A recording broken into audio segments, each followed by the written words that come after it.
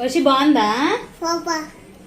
ఆ బుడ్డోడికి అయితే ఇలా వెరైటీగా చేసి పెడితే బాగా ఇష్టంగా తింటాడు. అయితే ఇప్పుడు చికెన్ తినద్దు అంటున్నారు కదా, అందుకని ప్రాన్స్కి ఫిష్కి అయితే బాగా డిమాండ్ పెరిగిపోయింది.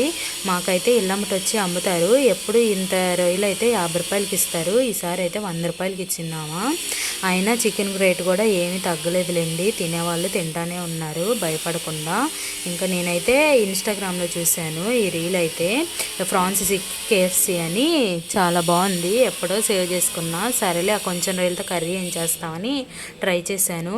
చూస్తానికి కొంచెం వెరైటీగా ఉన్నా కానీ టేస్ట్ మట్టికి బాగుంది. యాజ్ ఇట్ ఈజ్ వచ్చిందని నేనేం చెప్పను కానీ టేస్ట్ మట్టికి చాలా బాగుంది. ఒకసారి ట్రై చేయండి. నాలా చిన్న చిన్న రొయ్యలతో కాకుండా కొంచెం పెద్ద పెద్ద రొయ్యలు ఉంటాయి కదా, వాటితో అయితే ట్రై చేయండి. చాలా బాగుంది టేస్ట్ మట్టికి. మా బుడ్డోడికి అయితే బాగా నచ్చింది. వీడియో నచ్చితే లైక్ చేయండి. అంతే ఈ వీడియో. బాయ్.